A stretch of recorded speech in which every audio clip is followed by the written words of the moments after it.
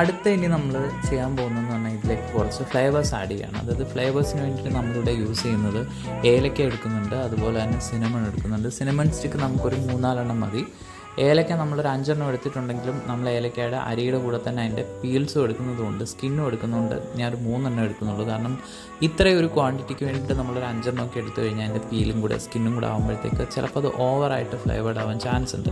ഓവറായിട്ട് ചിലപ്പോൾ ഏലക്കയുടെ ഫ്ലേവർ ആയിക്കഴിഞ്ഞാൽ നമ്മുടെ പൈയുടെ ആ ഒരു ട്രഡീഷണൽ അതിൻ്റെ ഒരു ഫ്ലേവർ ഉണ്ട്, അതങ്ങ് പോയി കിട്ടും. അതുകൊണ്ട് നമുക്ക് ഓവറായിട്ട് അതിൻ്റെ ഫ്ലേവർ വേണ്ട. സോ നമ്മളൊരു പാകത്തിനെടുത്തു, ഒരു 3 എടുത്തു. അതിൻ്റെ അരി നമ്മളിങ്ങനെ നന്നായിട്ട് ക്രഷ് ചെയ്തുകൊണ്ടിരിക്കുകയാണ്.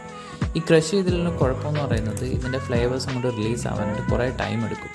അപ്പോൾ നമ്മളിങ്ങനെ ക്രഷ് ചെയ്ത് കഴിഞ്ഞിട്ടാണ് നമ്മളിപ്പം കോഫിയിലോ അത് ചായയിലോ അല്ലെങ്കിൽ പായസത്തിലോ അല്ലെങ്കിൽ ഇതുപോലുള്ള ഡിഷസിലൊക്കെ നമ്മൾ ഏലക്ക ഇടുന്നെങ്കിൽ നന്നായിട്ട് അതിൻ്റെ ഫ്ലേവർ റിലീസ് ആവും പെട്ടെന്ന്.